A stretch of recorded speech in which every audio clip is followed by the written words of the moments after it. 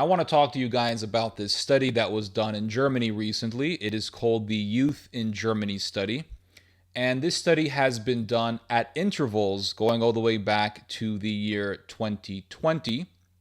And it is based on a representative study of 2,042 young people between the ages of 14 and 29. And what this study concluded was that more and more young people just really don't give a damn about the Holocaust. They don't want to hear about the Holocaust. They're tired of hearing about the Holocaust. And one thing that I have read about is that young people in Germany are not only indifferent towards the Holocaust, but some young people are antagonistic towards teaching on the Holocaust. Now, why would that be? Why would somebody be angry at the fact that the history of the Holocaust is taught, especially in the nation of Germany, which is the country that, as you all know, orchestrated the Holocaust?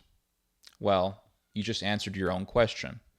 The country that orchestrated the Holocaust is, of course, going to have people who are tired of hearing about the Holocaust, and it's going to have people who wouldn't mind repeating the Holocaust. Uns im Klaren, dass dieser Krieg ja nur damit enden könnte, dass entweder die germanischen Völker ausgerottet werden oder dass das Judentum aus Europa verschwindet. Ich habe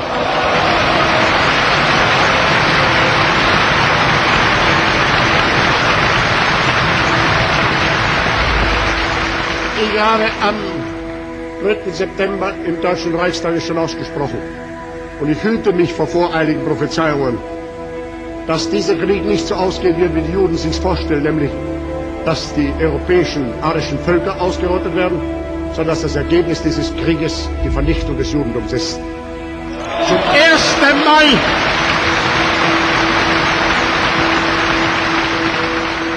Zum ersten Mal werden nicht andere allein verbluten, sondern zum ersten Mal wird dieses Mal das echt altjüdische Gesetz angewendet, Aug um Aug, Zahn um Zahn. You see, the reason why they don't elect another Hitler is because of the Holocaust, is because of the emphasis on the Holocaust in German society. The moment they stop caring about the Holocaust, well, why shouldn't they vote for another Hitler? I mean, we have all these migrants, and these migrants are a problem, and so we need someone like Hitler to purge Germany of this problem. And, you know, a lot of Jewish people, they're pro-migrant. So we have to get rid of those people as well. And maybe Hitler was right. Maybe Hitler was right to say that the Jew was an insidious force in society. And so we should elect another Hitler. But the Holocaust, well, we don't care about the Holocaust. You see, this is why it's so damn dangerous that young people in Germany don't care about the Holocaust. Because once you don't care about the Holocaust, then you wouldn't care about doing another Holocaust. If a country commits a genocide, decades later on, it's going to have citizens who want to repeat it or who want to resume from where the country left off. So this is not surprising at all. And for some reason, a lot of people have this naive way of thinking that says that Germany will never return back to its dark past, that Germany will never return back to the war path, to its nationalism, or to its militarism. Well, this is a very naive way of thinking. The sad thing is that this way of thinking is very prevalent in the United States and also in the United Kingdom. It's like saying that Turkey will never return back to its militarism or its dark past. 30 years ago, it was very common for people to think that Turkey will never return back to its dark past. But look at the international media today. What do you see? You see headlines talking about Turkish soldiers in Syria, Turkish soldiers in Iraq. And You also read about, for example, mercenaries hired by Turkey being stationed in the Sahel region of Africa to protect Turkish industry in Africa. So nowadays, the thought of Turkish militarism is very commonly expressed in international media. Whereas 30 years ago, 40 years ago, you would have been laughed at if you warned people about the coming of Turkish nationalism. Today, you are still laughed at if you talk about the dangers of German militarism. That hasn't changed. That way of thinking that mocks people for warning about German militarism or German nationalism hasn't changed. It's still here. But nonetheless, in the international media, it has become very common to talk about Germany invigorating its military capacity.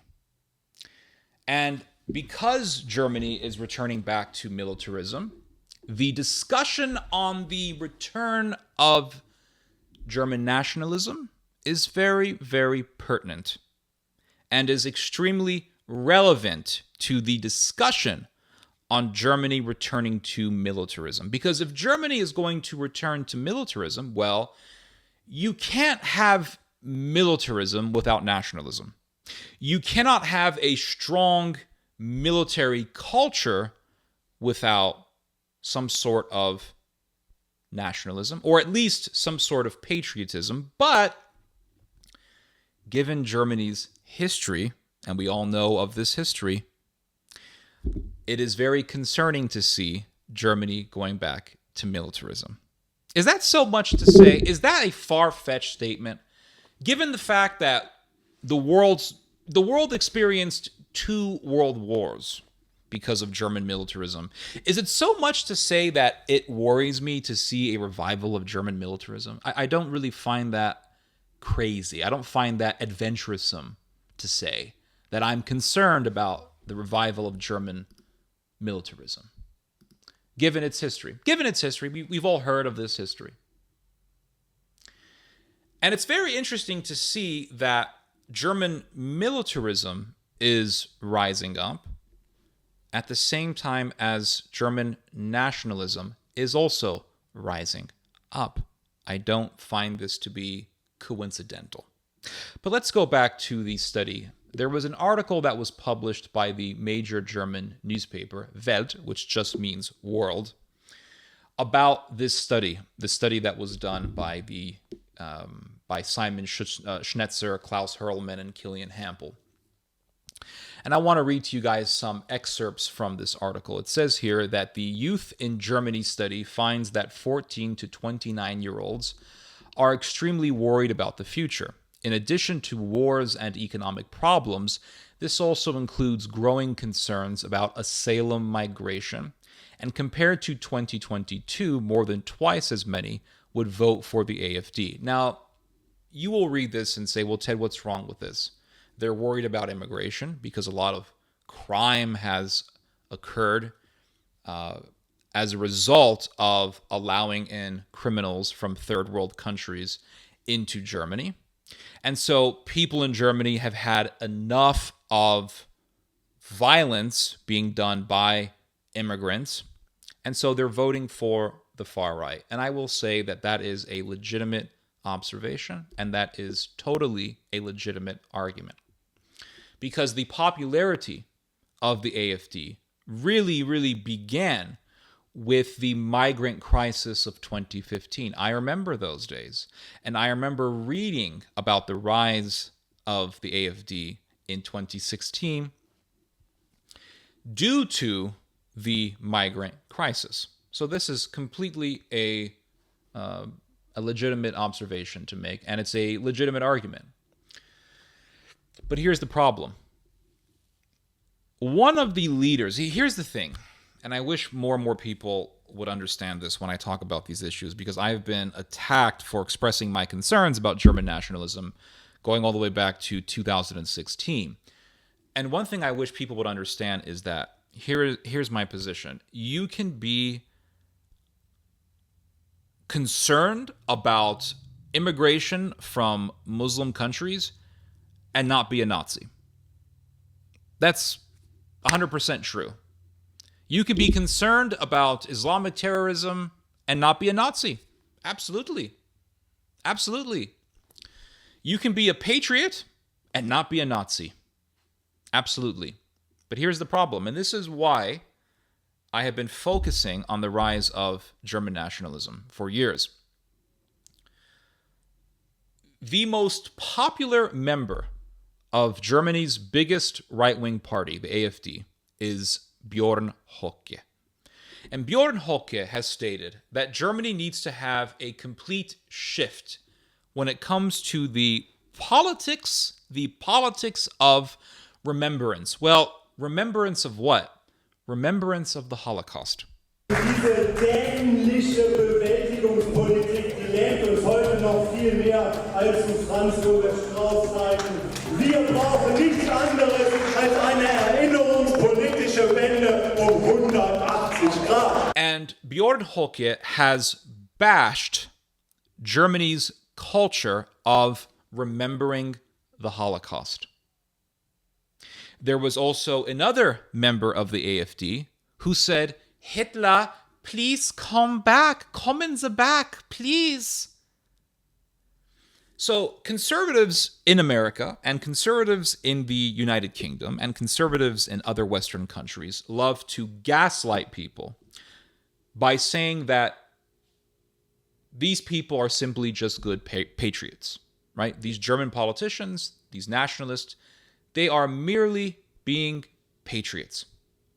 And they simply are worried about massive migration from third world countries. That's it. They're just good people, and they are simply trying to fight for a good and noble cause.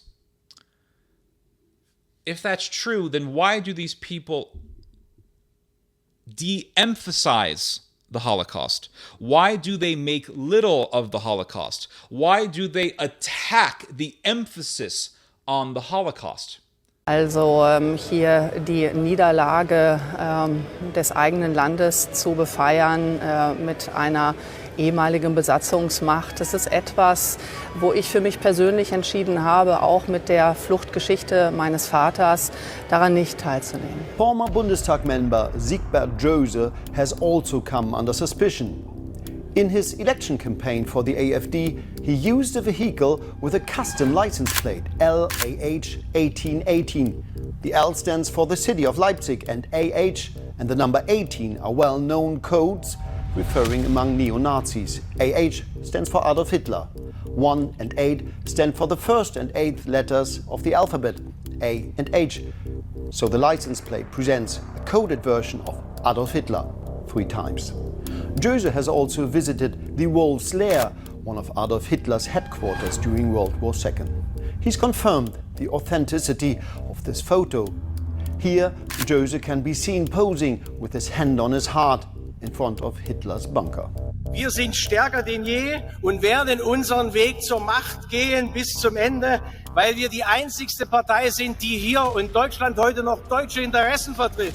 What does de-emphasizing the Holocaust have to do with combating massive migration? If these people are simply concerned about crime rates going up because of criminals entering the country due to a lax immigration system, then why are they bringing up the Holocaust? What does the Holocaust have to do with your concern about migration? And this is where we get into the dark reality of the current phenomena of the revival of German nationalism.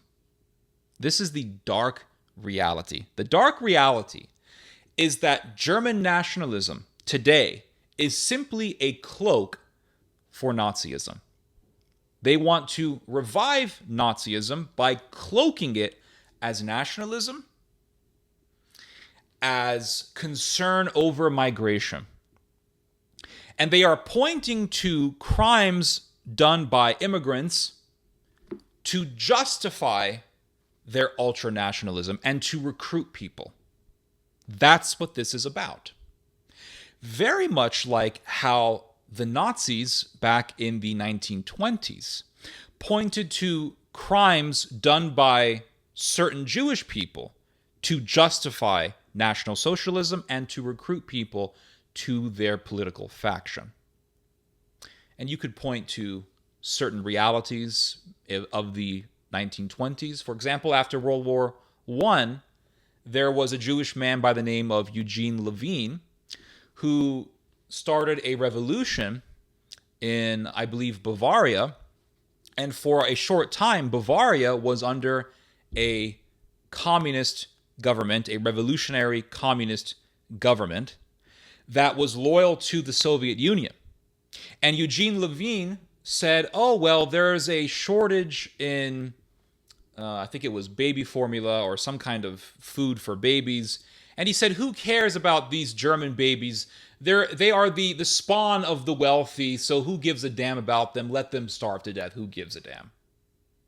The Nazis pointed to this type of behavior to justify their ideology and to gain recruits. The Nazis also pointed to the threat of the Soviet Union to justify their ideology and to gain recruits. Look, the Soviet Union was a lot scarier than today's migrants, because the Soviet Union was actually murdering people for being Christian. And so the Soviet Union was a much better selling point than immigrants, to be honest with you. Because with the Soviet Union, it was a regime that was killing people because they were Christian. It wanted to destroy Christianity. It wanted to destroy religion. And it had agents in Germany. And this terrified people, understandably so. And the Nazis used this fear to recruit people. And that's what the nationalists in Germany are doing today. They're using people's fears to recruit people and to justify their ideology. But the conservatives will gaslight you and say these people simply are good conservatives. They're good patriots who are trying to fight against the influx of migrants into their country, which will bring more and more crime into Germany. Why can't these German nationalists just be people who are concerned about immigration without trying to belittle the Holocaust? The reason is because German nationalism is rooted in Nazism. If that were not the case, then why are they trying to make little of the Holocaust? Well, you could say, well, Ted, that's just Bjorn Höcke. Well, Bjorn Höcke is the most popular member, the most popular leader of the AfD. He is a celebrity in Germany. And if the nationalists in Germany are not Nazis, if they're not Nazis, then why do they uplift Bjorn Höcke?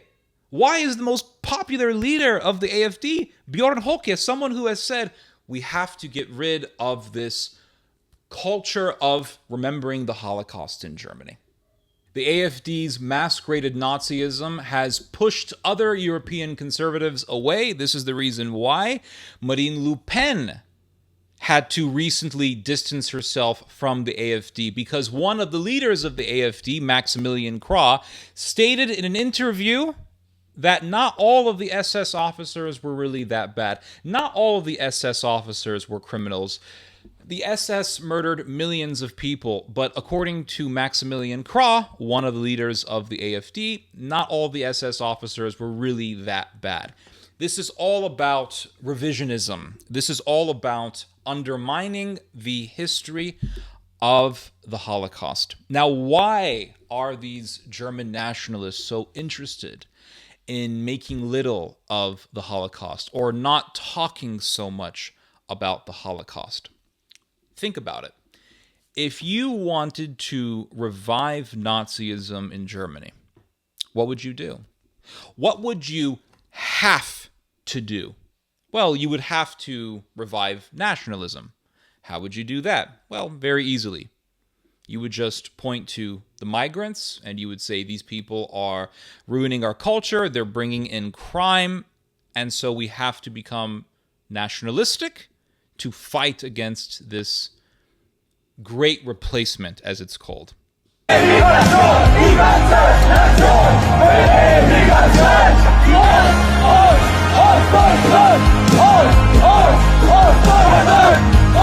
Für unsere deutschen Brüder in den anderen Bundesländern.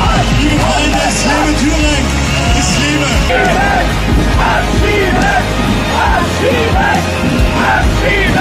What else would you have to do? Well, you would also have to undermine the Holocaust. You would have to.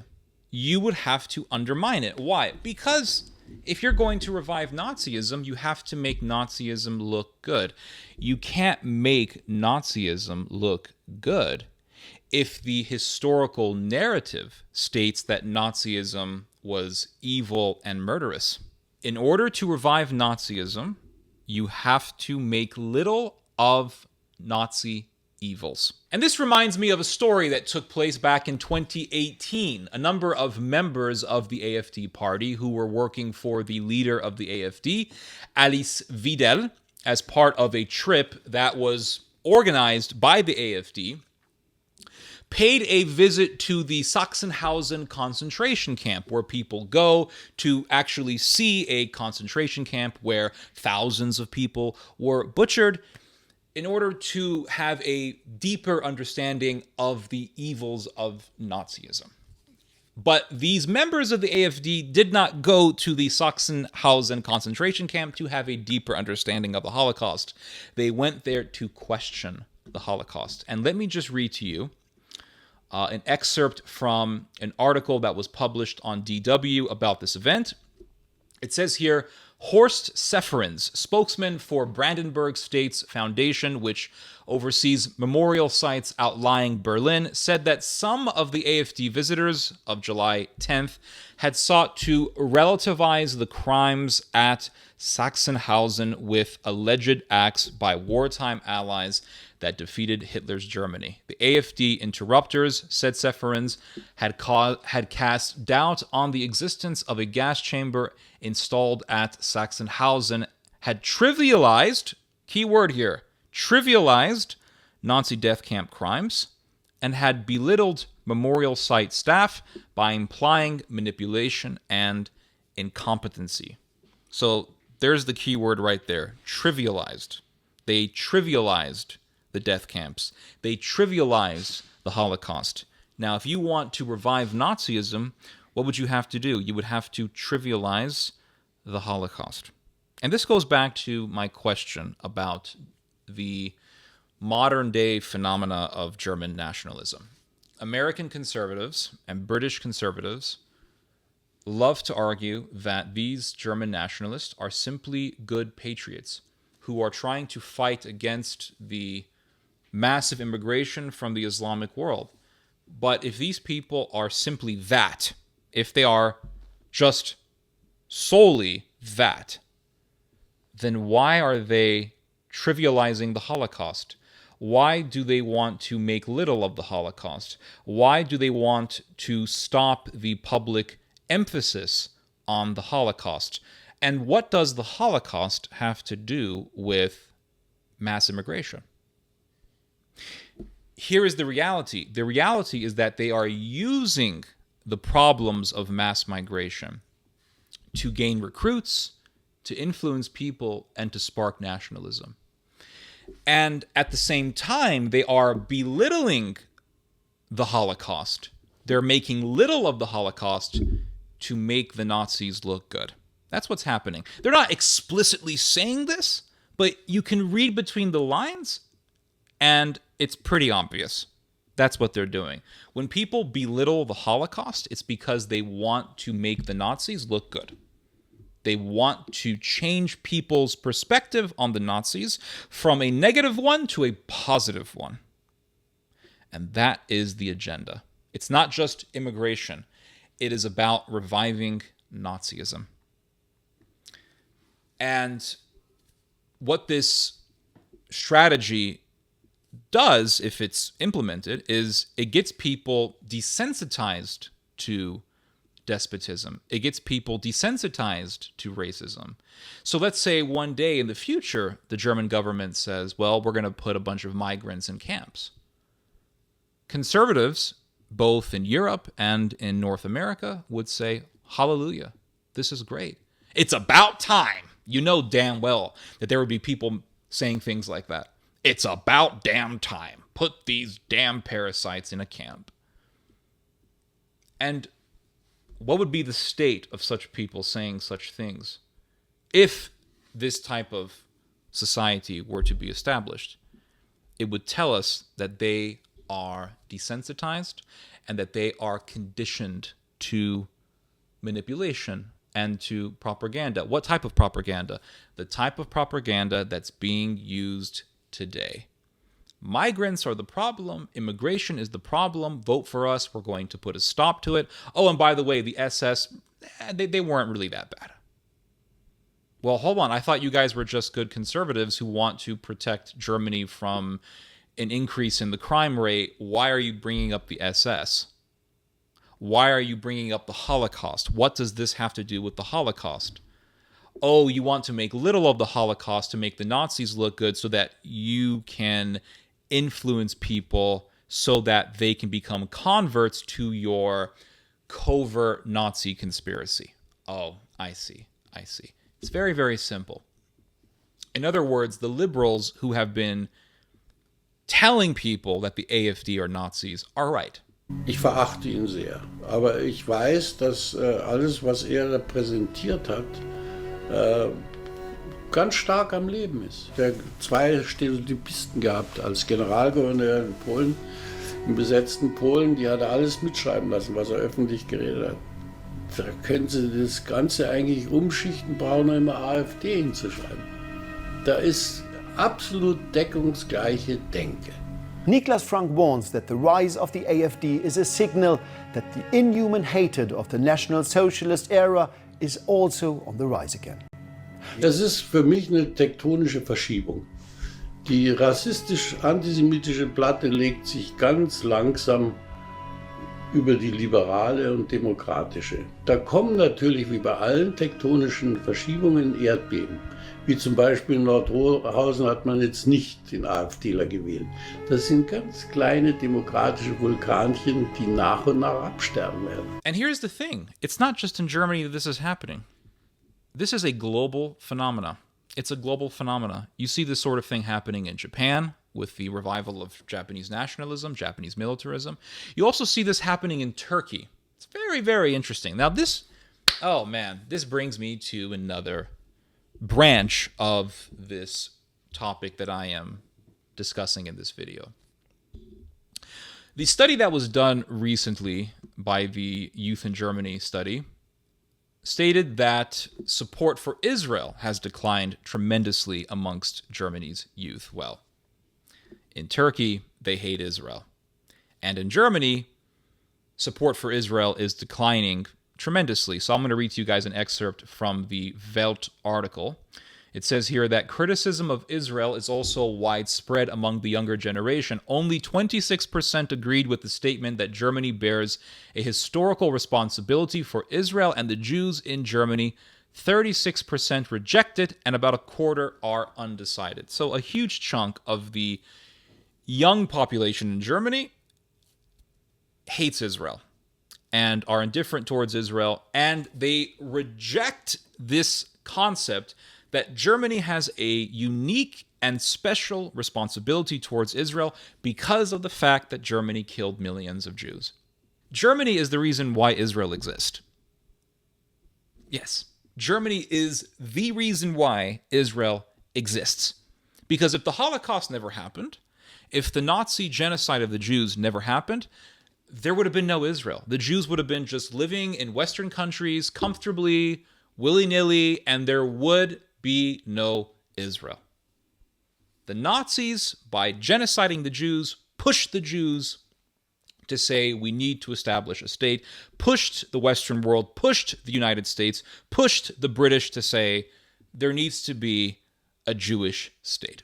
But these young people in Germany are saying the Holocaust doesn't matter. The Holocaust does not justify support for Israel. It does not obligate Germany to support Israel. So what happens when these youths grow up and let's say a majority of the German people hate Israel or are indifferent towards Israel and do not see the Holocaust as a reason that obligates Germany to support Israel. What happens? What happens? It's very, very interesting. And there's different factors going on here. You have, on one hand, the rise of German nationalism, but also on the other hand, you have a rising Turkish population within Germany. And that's going to play a role. That's going to play a role. The Turkish population in Germany is already substantial, and their numbers are growing. So is Germany going to become a Turco-Germanic nation in the future? And here's the thing, is Germany and Turkey are both allies. Historically, they have been very strong allies, and Turkey hates Israel. Turkey and Germany also overlap on something that pertains to immigration, and that is Syrian migrants. Which countries absorbed the most Syrian migrants? Turkey, Germany. And what phenomena do we see taking place in both of these countries? Animosity towards Syrian migrants. Regardless of the fact that both the Turks and the Syrians share the same religion, regardless of the fact that both the Syrians and the Turks are Sunni Muslims, there is immense animosity towards Syrian migrants within Turkey. And what's happening in Germany? Animosity towards Syrian migrants continues to be on the rise, and that is why there is so much support for the AfD amongst Germany's youth. So, and these countries historically are allies. And was it not Turkey that helped to devastate Syria? Was it not Turkey that played a role in devastating that country? Was Turkey not the main hotspot for training Syrian rebels who destroyed Syria? Was it not Turkey that was the main spot for training rebels and for transporting rebels back into Syria? Turkey played a role in destroying Syria. And now the Turks hate the Syrian migrants, the migrants who left Syria because of a civil war that was prolonged by Turkey. If one day Germany decides to persecute its Syrian migrants, would the Turks have a problem with this? Well, with the amount of hatred towards Syrian migrants, I don't think so. I think both of these countries can turn on their Syrian migrants.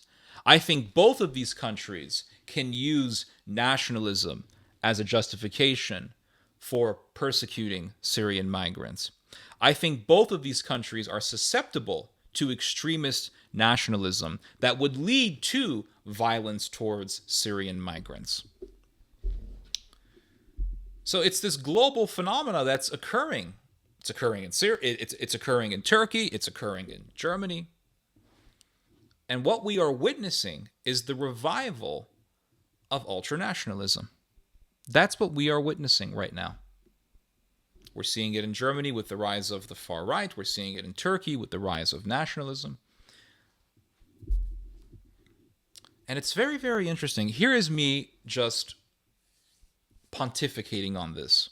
I'm not saying that this is going to happen, but the ICC wants to issue a warrant for Netanyahu's arrest.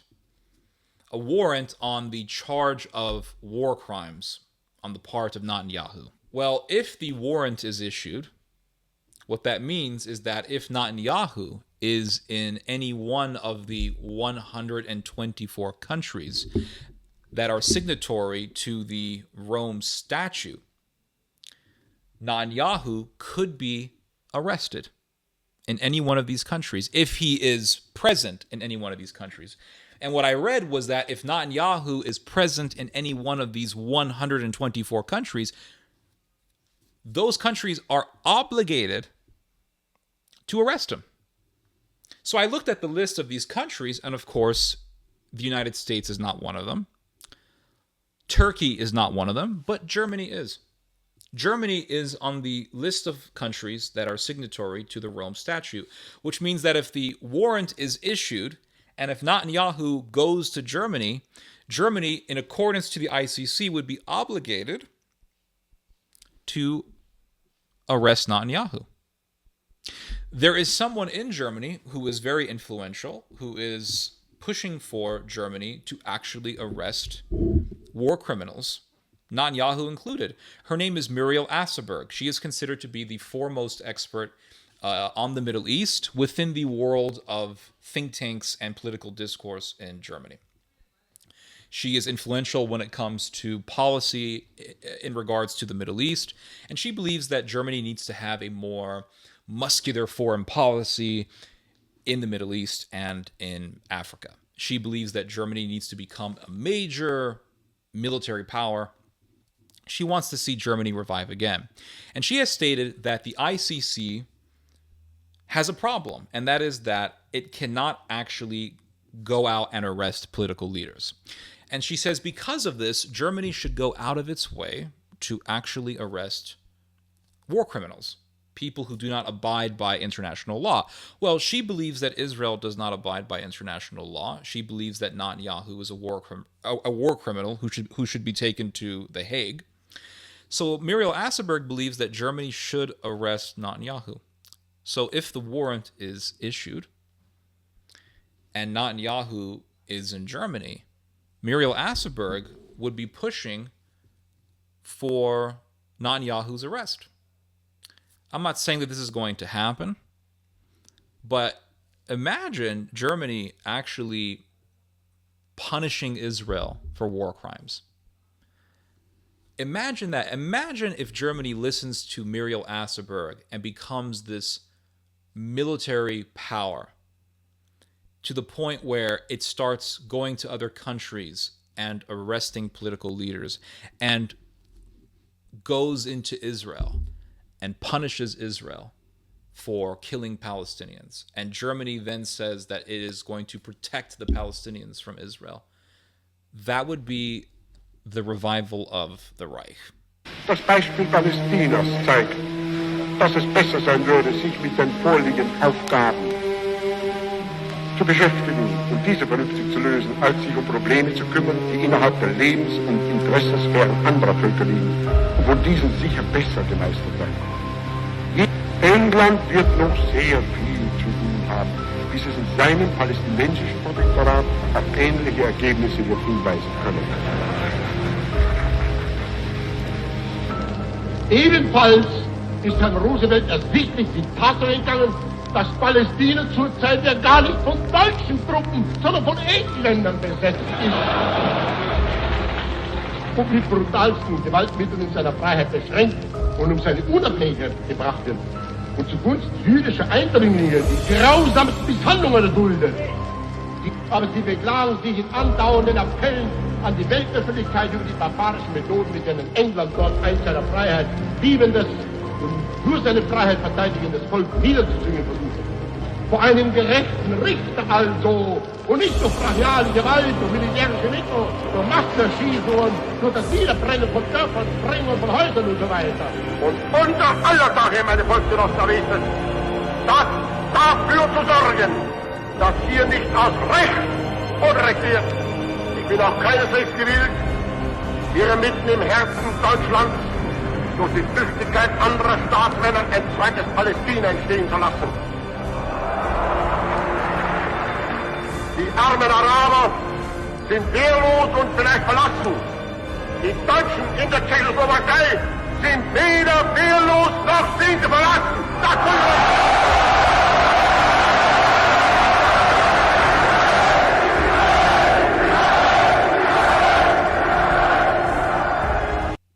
It would be the revival of German power, German militarism, and it would be extremely ironic and disturbing because Germany would essentially be saying, we genocided the Jews and now we're going to punish the only Jewish nation.